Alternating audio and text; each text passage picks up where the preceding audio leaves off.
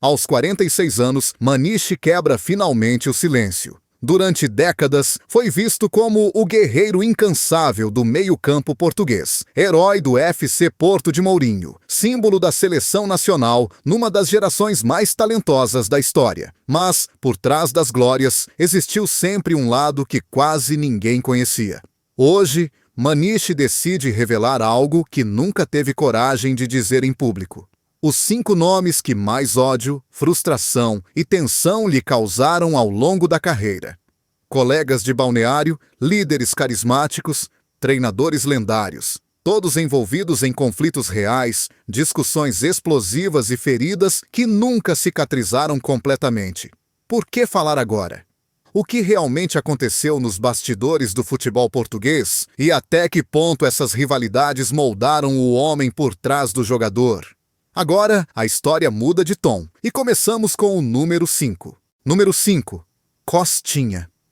Quando se fala da era dourada do FC Porto, no início dos anos 2000, os nomes de Maniche e Costinha surgem quase sempre lado a lado. Dentro de campo, eram o equilíbrio perfeito, força, disciplina tática e uma leitura de jogo que intimidava qualquer adversário. Mas, nos bastidores, a relação entre os dois esteve longe de ser harmoniosa. Costinha era conhecido pelo seu perfil frio, metódico e extremamente rigoroso. Para ele, o coletivo estava sempre acima do indivíduo.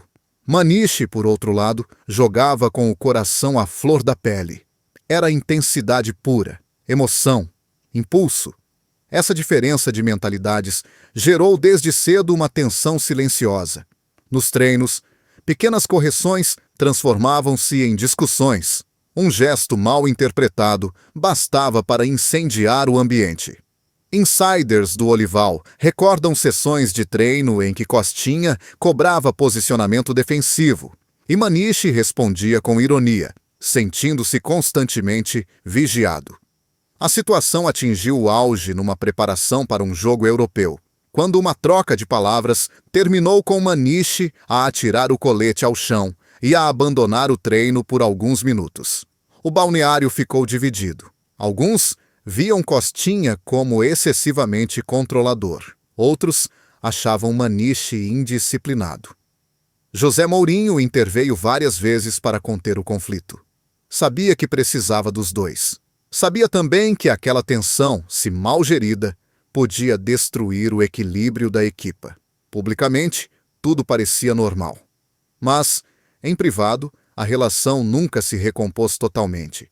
Curiosamente, nos jogos grandes, a dupla funcionava como uma máquina perfeita.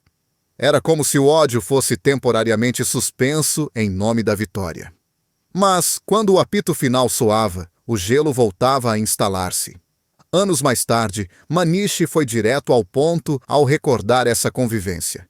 Respeitava o Costinha como jogador, mas fora do campo, nunca fomos amigos e nunca seríamos.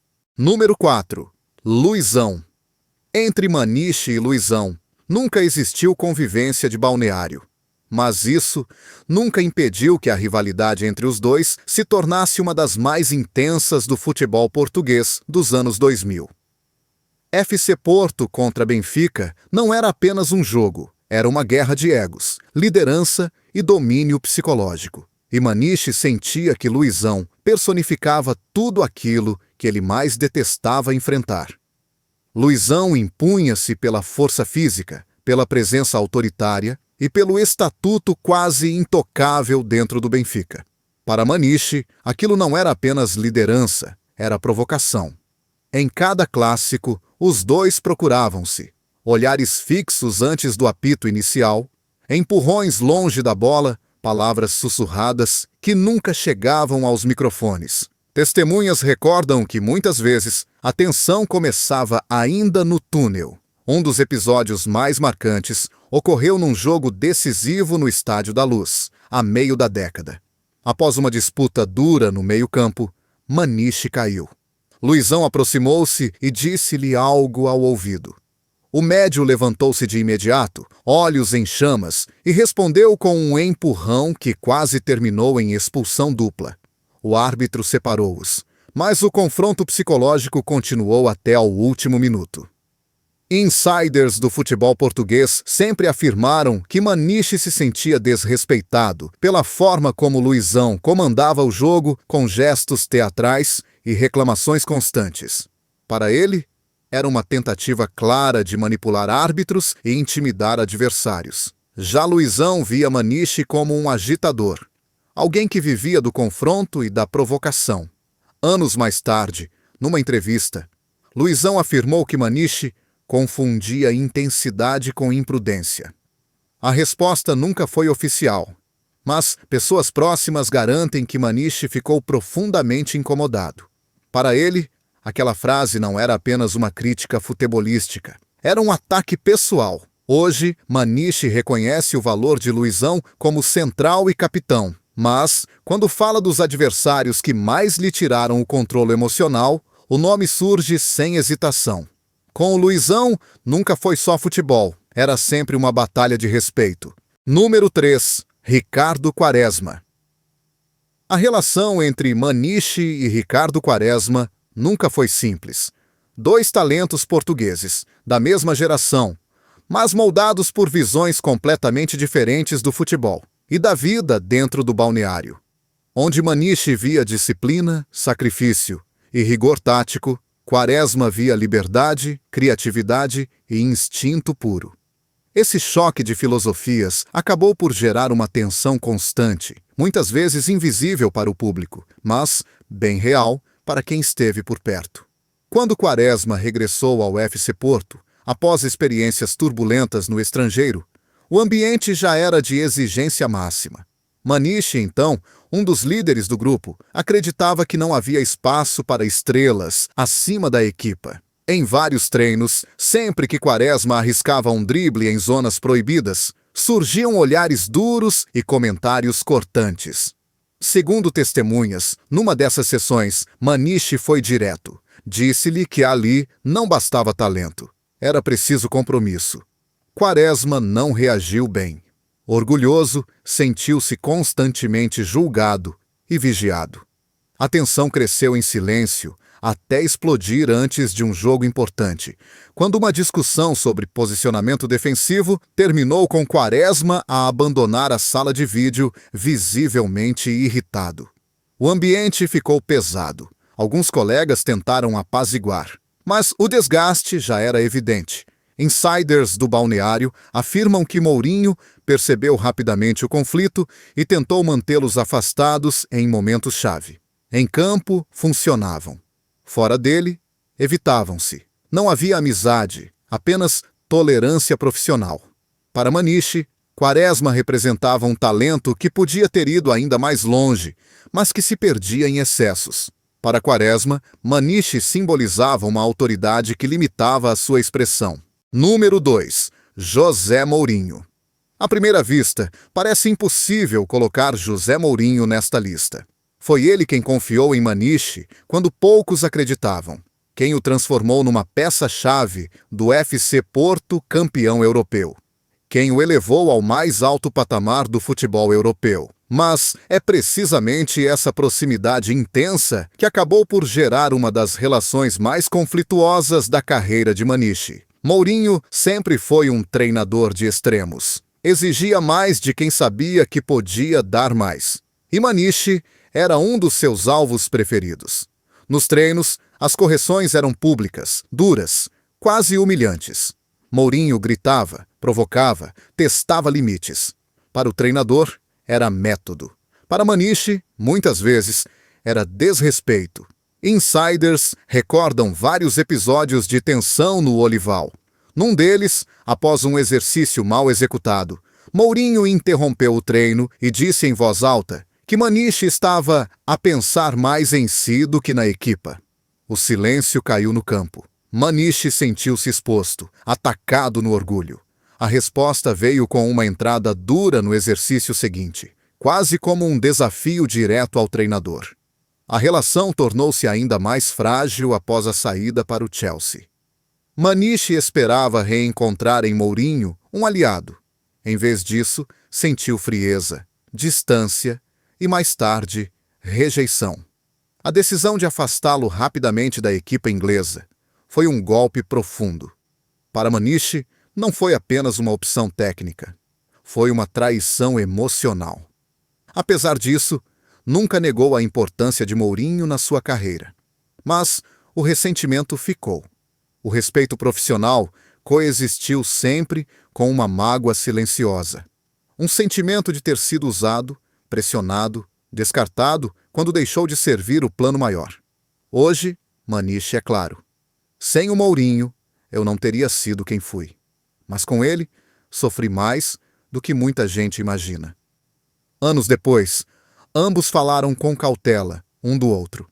Nenhum assumiu conflito direto, mas o subtexto era claro. Quando Maniche recorda os nomes que mais o desgastaram emocionalmente, Quaresma surge não por ódio declarado, mas pela frustração constante. Como ele próprio resumiu em privado, o talento dele era enorme. Conviver com ele era outra história. Número 1. Sérgio Conceição. Entre todos os conflitos que marcaram a carreira de Maniche, nenhum foi tão intenso, tão pessoal e tão duradouro como o que viveu com Sérgio Conceição. Dois jogadores feitos do mesmo material bruto, competitividade extrema, personalidade forte e uma necessidade quase obsessiva de vencer. Quando estas duas forças colidem, o resultado raramente é pacífico. A tensão começou ainda na seleção portuguesa. Sérgio Conceição era visto como um líder natural, alguém que falava alto, cobrava atitude e não aceitava contestação. Maniche, mais jovem, mas já afirmado, sentia que muitas dessas cobranças ultrapassavam o limite do respeito. Segundo pessoas próximas do grupo, os dois discutiam frequentemente sobre liderança, responsabilidades em campo e até sobre quem tinha o direito de falar no balneário. Mas foi no FC Porto que a relação atingiu o ponto de ruptura. Em treinos de alta intensidade, qualquer entrada mais dura era motivo para confronto. Num episódio particularmente tenso, após uma disputa de bola, Sérgio acusou Maniche de falta de controlo. A resposta veio imediata. Maniche disse-lhe que liderar não é gritar. O ambiente ficou explosivo. Colegas tiveram de intervir para evitar algo mais grave. Insiders recordam que havia uma divisão clara no balneário. Alguns apoiavam a postura dominante de Sérgio Conceição. Outros viam em Maniche alguém que não aceitava hierarquias impostas. A rivalidade tornou-se silenciosa, mas constante. Olhares frios, ausência de diálogo, tensão permanente. Apesar de tudo, em campo funcionavam. A equipa ganhava. Mas fora dele, a convivência era insustentável. Com o passar dos anos, cada um seguiu o seu caminho, mas a ferida nunca fechou completamente. Nunca houve reconciliação pública. Apenas silêncio. Hoje, quando Maniche fala do colega que mais o desgastou emocionalmente, não hesita. O Sérgio era o espelho daquilo que eu mais odiava enfrentar. Alguém tão intenso quanto eu. Depois de expor estes 5 nomes, o discurso de Maniche torna-se mais pesado e íntimo. O que antes pareciam conflitos isolados passa a revelar um padrão inquietante de uma geração esmagada pela pressão extrema. No futebol de alto nível, não havia espaço para fragilidade. Cada treino era um teste. Cada jogo, uma guerra de egos. Maniche admite que durante anos aceitou essas tensões como parte natural do sucesso. Hoje, percebe que muitas feridas nunca sararam. Discussões públicas, confrontos diretos e humilhações silenciosas deixaram marcas profundas. Pessoas próximas garantem que houve momentos em que pensou seriamente em desistir de tudo. O verdadeiro choque surge quando ele revela que nem todos os conflitos nasceram de ódio pessoal. Segundo Maniche, a tensão era muitas vezes alimentada de propósito. Treinadores e dirigentes usavam o confronto como ferramenta de controlo. Dividir para vencer. Ele próprio aceitou esse papel. Tornou-se duro, agressivo, confrontacional. E pagou o preço. Amizades perdidas, relações quebradas. A glória chegou, mas as sombras ficaram. Hoje, Maniche reconhece os erros e os excessos e deixa uma reflexão amarga. No futebol, nem todos os vencedores saem ilesos, porque toda glória projeta uma sombra, e viver com ela exige coragem.